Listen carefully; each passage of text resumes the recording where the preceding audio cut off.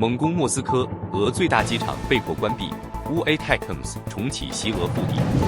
乌军逆袭切断俄军补给，袭击俄战区电厂，50万人断电。波兰称俄破坏华沙铁路线，北约与莫斯科对峙升级。冬季战局生变，欧盟1.4亿突破性援乌，多国同步加码援助。米格29投放18万欧炸弹，智能机器人伏击，俄军全军覆没。俄疯狂征兵，征召4.6万乌占领区百姓，计划再征10万。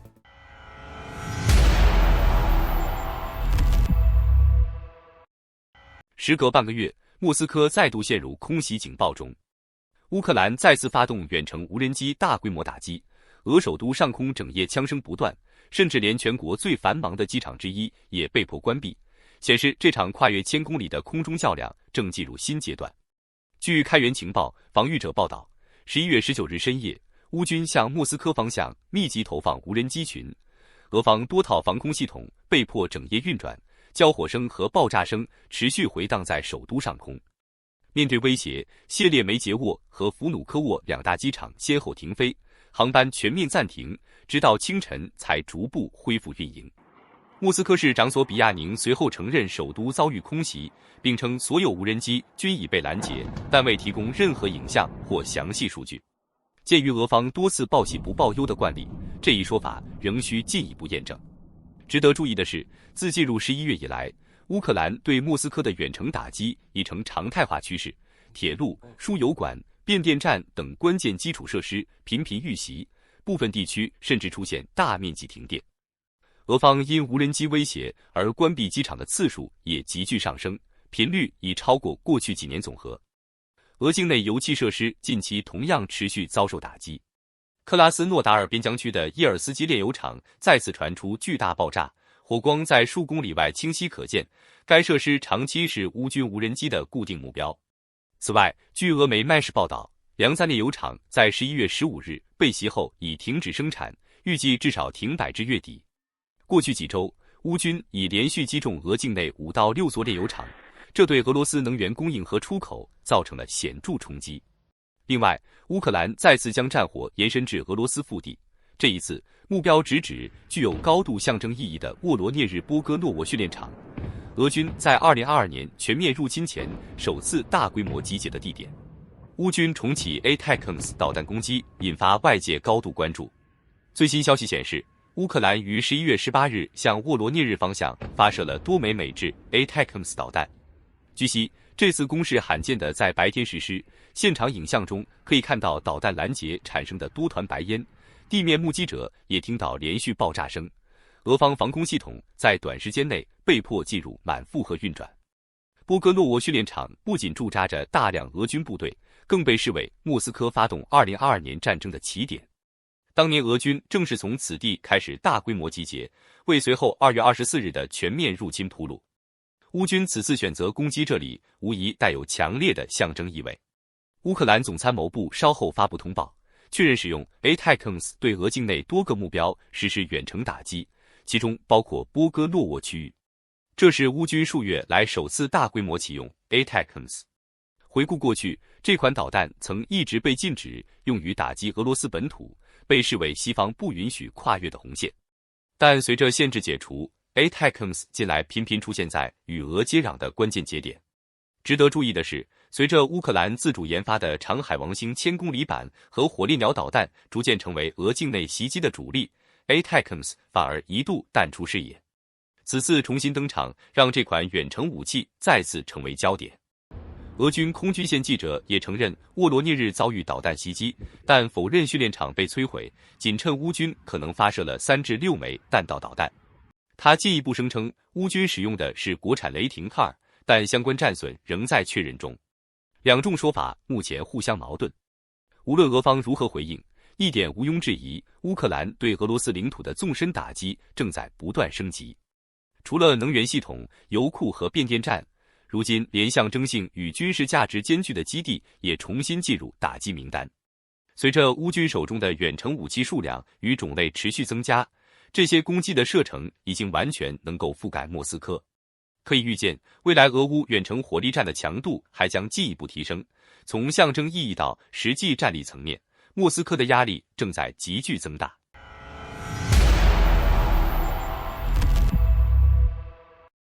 库皮扬斯克方向战况依旧惨烈，前线景象堪称炼狱。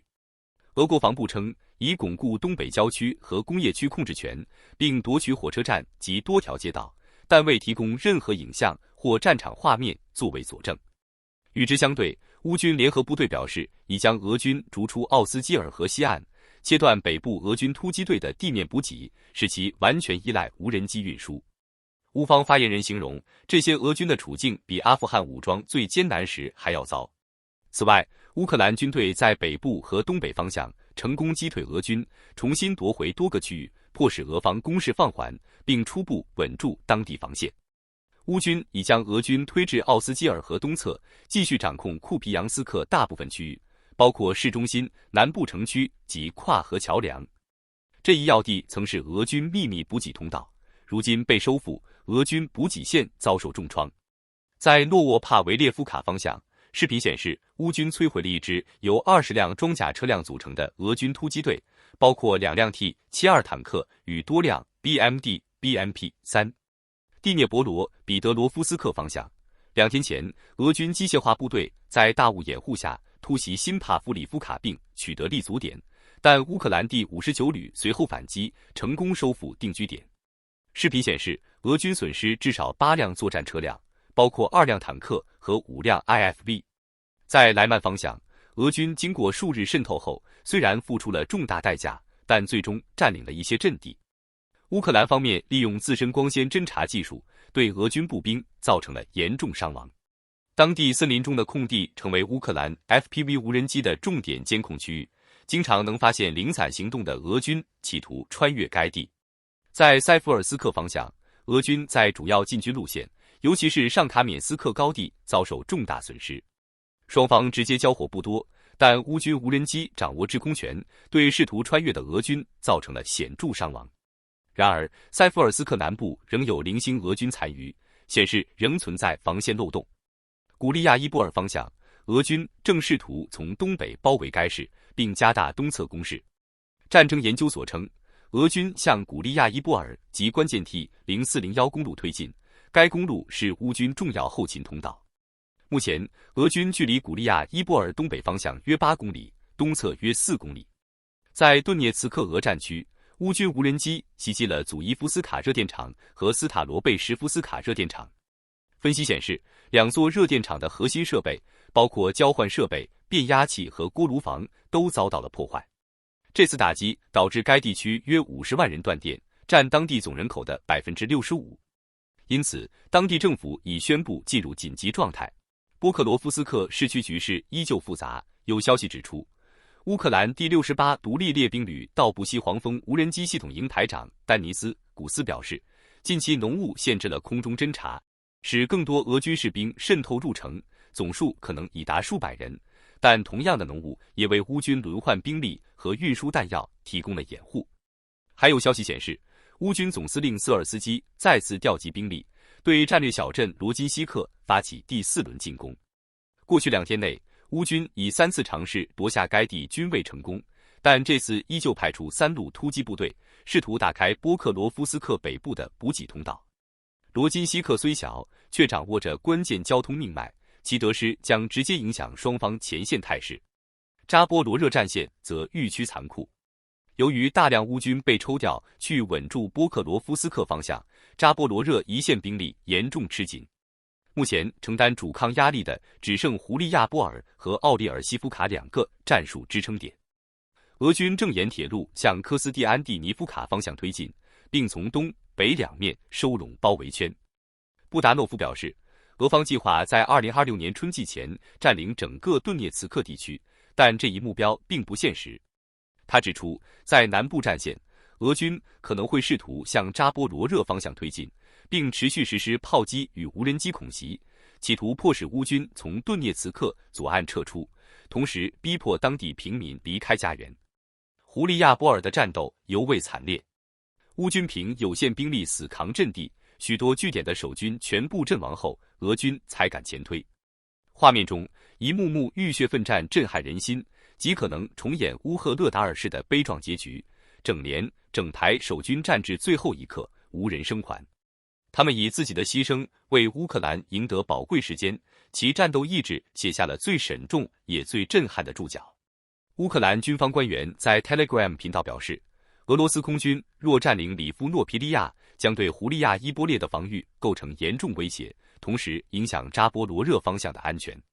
这一高地位置对俄军极具战略价值，可为其部署更强大的无人机系统提供优势。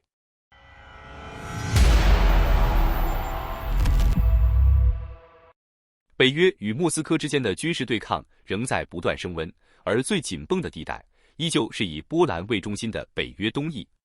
近日，一则突发事件再次把这条战线推到风口浪尖。最新消息显示，波兰公开指控俄罗斯对其境内关键铁路实施破坏行动。据路透社报道，11月18日，波兰总理图斯克在议会宣布，华沙卢布林铁路线遭到蓄意破坏，幕后黑手指向俄罗斯情报部门。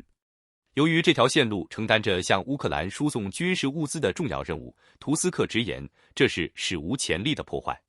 尽管铁轨已迅速修复，但波兰已召开国家安全会议，事态正在继续发酵。调查显示，执行破坏行动的2人都是乌克兰叛徒，一人曾在利沃夫被定罪，另一人来自顿巴斯。2人长期为俄罗斯情报机构效力，居住在白俄罗斯，并于今年秋季潜入波兰，用 C4 炸药实施破坏。莫斯科至今没有给出新回应。此前，俄方多次否认对北约境内发动攻击，但外界普遍认为，这次事件明显是向波兰乃至整个北约施压，目的是干扰对基辅的军援运输。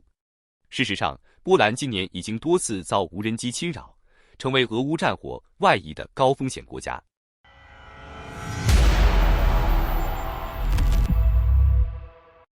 欧洲对乌克兰的军事与产业支持正在加速进入新阶段。多国近期同步宣布军购、基金开放及新式武器供应计划，掀起由欧洲主导的冬季前军援潮，显著增强乌军入冬后的作战与防护能力。欧盟近日首次批准从乌克兰基金计划中拨付 1.4 亿欧元，用于支持乌克兰军民两用技术的发展，包括无人机、导航系统和太空技术等关键领域，显示欧洲在技术层面对乌克兰的支持力度正在上升。同时，国家报消息显示，西班牙通过 PRO 计划向美国采购10亿欧元武器援乌，并同步采购发电设备，以提升民生韧性，防范俄军冬季打击能源设施。法国方面，其最新型 SAMP-T 爱国者防空系统增强版将先交付乌克兰，再用于法国本土，凸显巴黎强化乌军防空网的急迫性。俄军方面也已开始测试搭载一次性火箭的轻型无人火焰喷射系统。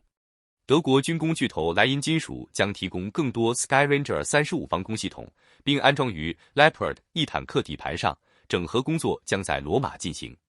据称，这笔军援资金部分来自某欧盟会员国使用冻结俄罗斯资产所得，被形象称为把俄国的钱变成乌克兰的盾。德国 ARX 机器人公司也已接获大额订单，将向乌克兰提供 Garion 地面机器人系统，以提升乌军自动化作战能力。在金融援助方面，彭博社报道，欧盟正准备高达900亿欧元的备用方案，以防使用俄罗斯冻结资产的计划受阻。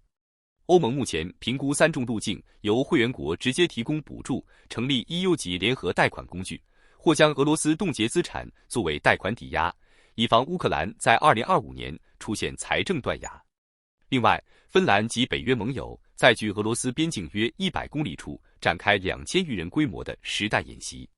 战前近 50% 电力依赖俄罗斯进口的芬兰，目前已几乎完全摆脱对俄能源依赖。亚塞拜然外交部就俄罗斯11月14日用伊斯坎德尔导弹袭击其驻基辅大使馆提出抗议。此次袭击摧毁了大使馆部分围墙及设施，所幸无人伤亡。亚塞拜然指出，这并非其驻乌外交机构首次遭袭。最近，美国参议员格雷厄姆还表示，国会正在制定法案，允许总统对继续购买廉价俄罗斯石油和天然气的国家实施2级制裁和关税。川普确认了此事，而克里姆林宫发言人佩斯科夫称，俄罗斯将对此采取极其负面回应。梅德韦杰夫直言，乌克兰战争将持续，直到俄罗斯实现目标。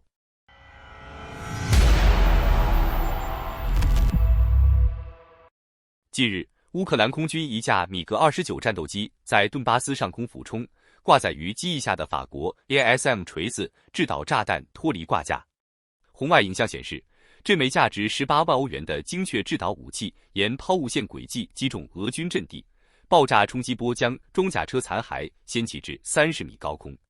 这是西方援助的智能武器首次由乌军固定翼战机投放，标志着俄乌战场进入演算法猎杀的新阶段。法国锤子炸弹的参战并非孤立事件。同期，俄军一支由40辆卡车、6辆 T90坦克组成的补给纵队在通往波克罗夫斯克的 M03 公路遭遇毁灭性伏击。卫星图像显示，乌军 K2 地面机器人提前潜伏在桥梁涵洞内，当坦克驶过时引爆炸药。这种仅冰箱大小的自杀式机器人可携带50公斤炸药潜伏72小时，并通过热成像系统自动识别俄军制服臂章。俄军指挥部最为震惊的是战术协同能力。在伏击发生时，至少12架乌军自杀无人机从数关高度突袭，专门打击试图撤离的伤员运输车。此类无人机蜂群加智能地雷的组合，使192名俄军士兵在27分钟内全军覆没。战后调查发现，该区域所有俄军电子干扰设备均被北约提供的反辐射导弹提前摧毁。战场另一端，士兵生存状况异常严酷。一名被俘俄军士兵供述，因拒绝执行突击任务，他被上级囚禁在露天弹坑长达54天，每日仅靠半块黑面包维持生存。在米尔诺赫拉德，热成像仪显示，当这名士兵试图爬出地下室投降时，仍遭乌军狙击手射杀。这折射出双方兵员补充已逼近极限。法国军情局评估，乌军每月精确制导武器消耗量已达2024年同期的3倍，其中约80%的目标坐标依赖北约卫星。俄军被迫重启 T62坦克生产线，并将库存3000枚微压弹改装为无人机投掷型。与此同时，朝鲜工兵在库尔斯克边境协助俄军排雷，而美军防空部队则在委内瑞拉海岸试射爱国者3导弹，显示这场代理人战争的升级仍在加速。另外，近期俄罗斯军方连续传出自家战机事故，引发外界高度关注。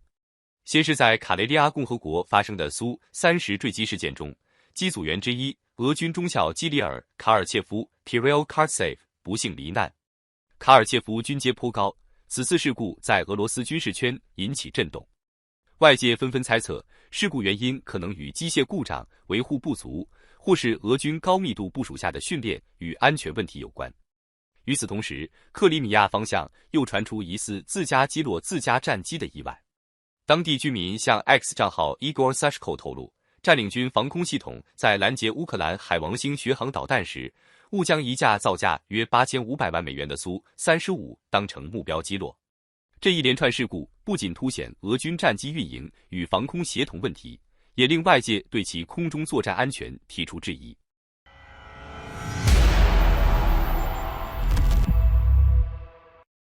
兵源紧缺依旧是左右俄乌战场走向的核心难题，而莫斯科在占领区的新动作再度引发外界强烈关注与争议。最新披露的数据显示，俄罗斯正以极高强度在乌克兰备战地区征兵，总人数已达到 4.6 万人。根据 RBC 新闻公布的报告，俄军在各占领区的征召数据相当具体，其中克里米亚人数最多，达35272人，顿涅茨克地区为5368人，卢甘斯克4650人，南部扎波罗热和赫尔松也分别只得560人与478人。报道还援引俄第3军副司令库哈尔丘克的讲话称，俄方计划进一步在卢甘斯克追加5万至10万人的征召规模。尽管莫斯科一直强调这些招募对象只用于当地防卫保护基础设施，不会直接派往前线，但事实与其官方说法存在巨大落差。乌克兰方面公布的统计显示，在战俘营中的俄军士兵里 16% 出身乌克兰本土，另有 6% 来自克里米亚，证明占领区居民的确被强制送上战场。更令人担忧的是，西方情报多次指出，俄军正在把占领区的青少年送入军事训练营，其中包括女学生。这些未成年人在年满18岁后，往往被迫与俄方签下入伍合同，最终被卷入对抗自己祖国的战争，引发国际社会强烈谴责，让乌克兰儿童回家运动也正由此而起。与此同时，俄军被曝正在筹备新一轮对乌克兰大城市的密集轰炸，预计未来48小时内就可能展开。乌方情报机构称，俄军已集结大批无人机，同时准备发射80余枚 Kh-101导弹和30多枚口径巡航导弹。装备匕首高超音速导弹的米格 31K 战机也从俄后方基地向前线转移，显示袭击进入倒计时。近期，俄乌已再次进入互相轰炸的高压周期，凸显基辅防空短板的紧迫性。在此背景下，西方国家也为乌克兰增添了2套爱国者系统，以弥补前线与城市上空日益严峻的防空缺口。整体来看，战局正向兵源与空袭双线拉扯的阶段迈进，局势的紧张程度仍在升级。好的，感谢您一口气看到最后了，这是对我们最大的鼓励和支持。要看最全面、最及时准确的战场热点报道更新，就请每日锁定新冷战情势。如果您喜欢我们的节目，也请您点赞、留言、订阅，把视频分享出去，让更多的人看到这个节目。想要赞助我们的朋友，可以打开超级感谢打赏赞助，帮助我们能持续做出更多好节目。谢谢大家。